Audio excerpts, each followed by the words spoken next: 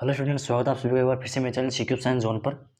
तो आपके जो बीएससी फर्स्ट ईयर का जो थर्ड पेपर है मैथ का, मैथमेटिक्स का, जो भी आपका 3D वाला पेपर है, ज्यामिति वाला, कोऑर्डिनेट ज्योमेट्री, उसका जो आपका पेपर है, या फिर किसी यूनिवर्सिटी का अलग होगा, किसी यूनिवर्सिटी का पेपर पहले होता है, किसी का दूसरा होता है, ठीक है। लेकिन मोस्टली 90% चांस यही रहता है कि सभी के पेपर सेम रहते हैं, पहले, दूसरा और थर्ड, ठीक है। उसमें बस जो भी आपका डिफरेंस आता है वो ये आता है कि यूनिट का जो डिफरेंस आता है, यानी कि पहला यूनिट किसी का 4th हो जाता है, किसी का 5 वाला 3 हो जाता है। बाकी उसमें पेपर पैटर्न कोई इसमें मायने नहीं रखता है, पेपर पैटर्न सभी का सेम है, क्वेश्चन सभी में एग्जाम में इंपॉर्टेंट वही सेम रहते हैं। और ऐसा आपको सोचना नहीं है कि ये किस यूनिवर्सिटी का है, किस यूनिवर्सिटी के लिए हम पढ़ें। इस चीज़ को आप दिमाग से निकाल दीजिए, और जो भी आपकी यूनिवर्सिटी है वो भी आपको कोई मैटर नहीं करती है। आप जिस भी यूनिवर्सिटी से हो, आपके एग्ज़ाम चल रही हैं या फिर हो गई या फिर आगे आने वाली हैं, उसी के बेस पर आपको तैयारी करनी है। तो उसी से रिलेटेड मैं आपको जो ये क्वेश्चन करवा रहा हूँ वो ज़्यादा इंपॉर्टेंट क्वेश्चन है, एग्जाम में आने वाले हैं, एग्जाम में आते हैं और एग्जाम में पूछे जा चुके हैं, ठीक है। तो बीएससी फर्स्ट ईयर का जो आपका थर्ड पेपर है मैथ का, उसके जो इंपॉर्टेंट क्वेश्चन होने वाले हैं वो आपके सामने मैं डिस्कस करने जा रहा हूँ, उसको ध्यान से देखना जरा। और जो पेपर है वो कौन कौन से क्वेश्चन होने वाले हैं, वो कौन कौन से होने वाले हैं। तो इसमें पहला क्वेश्चन जो आपका होने वाला है कि सिद्ध कीजिए किसी सांख्यों में किसी दो लंबवत नाभीय जीवा के व्युत्क्रम का योग अचर होता है। ऐसे क्वेश्चन बहुत ज़्यादा इंपॉर्टेंट होते हैं। और एक बात ध्यान में रख लेना, इस बात को आप माइंड में बैठा लेना कि जो आपके स्पेयर हैं, गोला है, उससे संबंधित आपके 3-4 क्वेश्चन आपको एग्जाम में मिलेंगे। चाहे किसी भी यूनिट में देख लेना आपको स्पेयर संबंधित, इस स्पेयर से रिलेटेड आपको क्वेश्चन आपको बहुत ज़्यादा देखने को मिलेंगे। स्पेयर के टोटल फॉर्मूले आपको अच्छे से क्लियर के जाने हैं, दीर्घवृत्त के, अति प्रवल्य के, इनके क्वेश्चन के फॉर्मूले आपको अच्छे से तैयार करके जाने हैं, ठीक है। सेकेंड क्वेश्चन है आपका, एक डी व्यास का वृत्त किसी सांकव या फिर एल व्यास का वृत्त किसी सांकव की नाभि से गुजरता है, जिसके नाभि लंब की लंबाई 12 है तथा सांकव को 4 बिंदुओं पर मिलता है, जिसकी नाभि से दूरियां क्रमशः R1 है, R2 है, R3 है, R4 है। तो सिद्ध करना है, क्या कर रहे हैं कि 1/R1 plus 1/R2 plus 1/R3 plus 1/R4 बराबर क्या होता है, 2/L होता है। ये आपको प्रूव करना है, ठीक है। डी आपको व्यास दे दिया गया है, ठीक है। अगला थर्ड नंबर जो क्वेश्चन है वो है आपका कि सांकव L/R इक्वल आपका 1 प्लस ई कोस थीटा के अनंत स्पर्शी का समीकरण ज्ञात कीजिए। अनंत स्पर्शी का समीकरण, अभिलंब का समीकरण, ये ऐसे क्वेश्चन आपके बहुत ज़्यादा आते हैं। चाहे तो आपको अभिलंब का क्वेश्चन पूछ ले, अभिलंब का समीकरण पूछ ले, या फिर आपका अनंत स्पर्शी का समीकरण पूछ ले, इन सभी के आपको क्वेश्चन कैसे निकालने हैं, कैसे इनके फॉर्मूले बेस हैं, इस पर आपको ध्यान भी देना है और इनके फॉर्मूले अच्छे से करके जाने हैं, ठीक है। तो सांकव L/R इक्वल आपका 1 प्लस ई कोस थीटा के अनंत स्पर्शी का समीकरण ज्ञात कीजिए।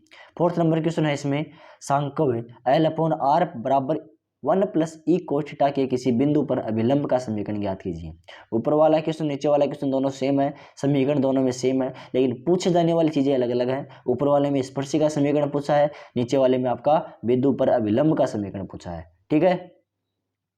5 नंबर क्वेश्चन है वो क्या है, सिद्ध कीजिए कि समीकरण L/R बराबर 1 प्लस ई कोस थीटा तथा L/R बराबर माइनस का 1 प्लस ई कोस थीटा एक ही सांकों के दो निरूपित करते हैं। अब ऊपर वाला जो सांकों का समीकरण आपको जब पूछा है अनंत स्पर्शी में, जो मैंने इक्वेशन दे रखी है वही इक्वेशन यही है, लेकिन इसमें एक पॉजिटिव दी गई है, एक नेगेटिव दी गई है इनका परिणाम, और बताना है कि ये पॉजिटिव वाला भी और नेगेटिव वाला भी दोनों ही क्या होते हैं, सांकों को निरूपित करते हैं या नहीं करते हैं, ठीक है। 6 नंबर का क्वेश्चन है, सिद्ध कीजिए कि रेखा L/R बराबर a cos theta plus b sine theta सांकव L/R इक्वल आपका 1 प्लस ई कोस थीटा को स्पर्श करेगी या नहीं करेगी, यदि a माइनस ई का whole square plus B square equal क्या हो, आपका 1 हो, ठीक है। 7 नंबर क्वेश्चन क्या है, वह प्रतिबंध ज्ञात कीजिए जबकि सरल रेखा L/R a cos theta plus b sine theta वृत्त R बराबर 2a कोस थीटा को क्या करें, स्पर्श करें। मतलब क्या है, आपको सरल रेखा की बात कर रहा है, यानी कि ऐसा कोई आपका वृत्त रहेगा और ये आपका या तो इस साइड की बात कर रहा है या फिर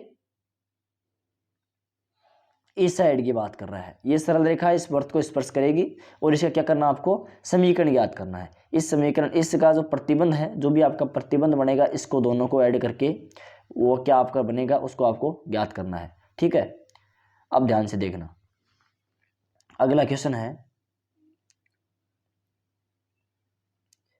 सिद्ध करो कि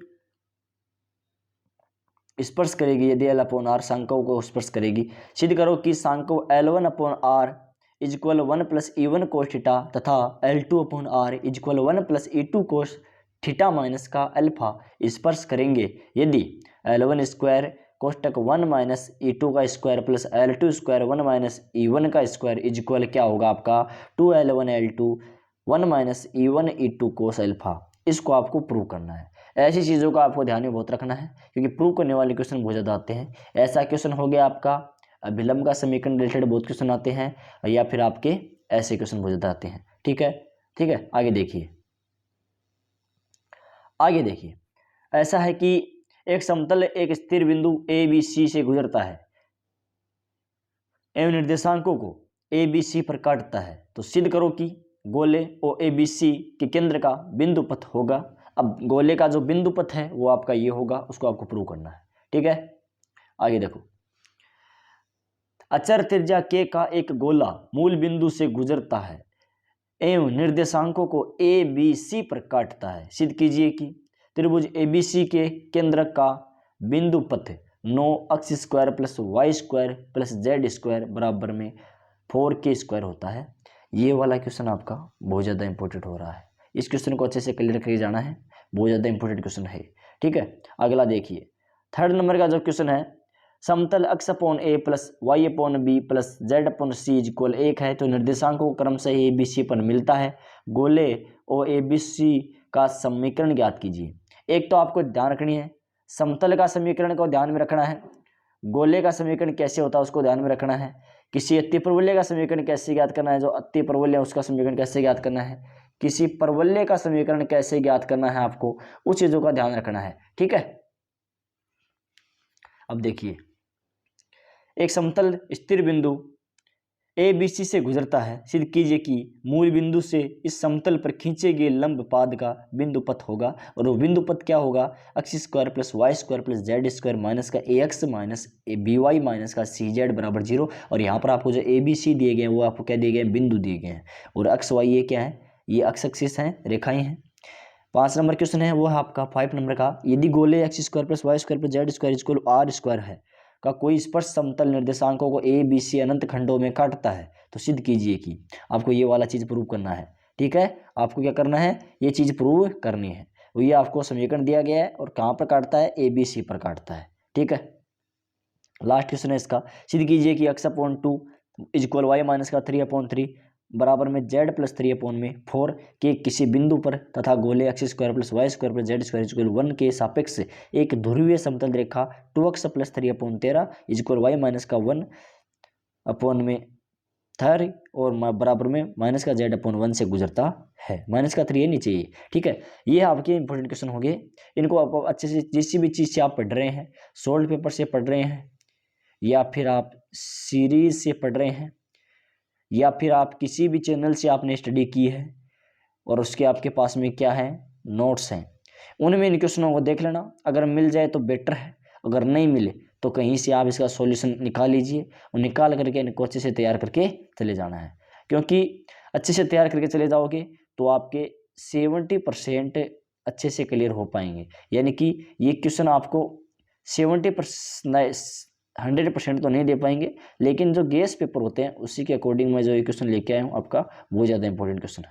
ठीक है, लास्ट क्वेश्चन देख लीजिए, 4 क्वेश्चन और बच्चे हैं इसमें आपको देखने हैं, बहुत ज़्यादा इंपॉर्टेंट क्वेश्चन हो भी है। भी देखिए,